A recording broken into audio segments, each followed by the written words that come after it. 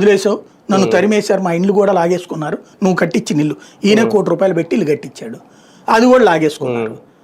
దానికి ఆయనలో psychological pressure పెరిగిపోయింది.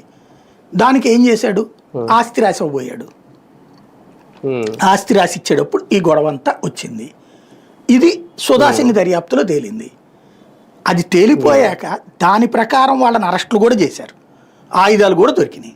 అంతా అయిపోయాక ట్విస్ట్ ఎక్కడ చేశారు, దస్తగిరి ద్వారా ముందేం చెప్పించారు, ఎవరో వెనకాల ఉన్నారని నాకు ఐడియా ఉంది, ఎవరో అంటున్నారు అని. ఆ తర్వాత దస్తగిరితో రెండోసారి ఏం చెప్పించారు, లేదు జగన్ అవినాష్ మనుషులని తెలిసింది నాకు, తర్వాత నాకు ఈ డబ్బులు ఇచ్చినాయని చెప్పాడు అని చెప్పి, ఆ తర్వాత జగనే చేయించాడని చెప్పించారు.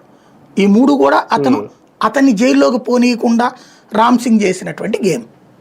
అంటే కేసు అక్కడ ఓవరాల్గా సిబిఐలో రామ్ సింగ్ వచ్చాక ట్విస్ట్ అయిపోయింది కేసు.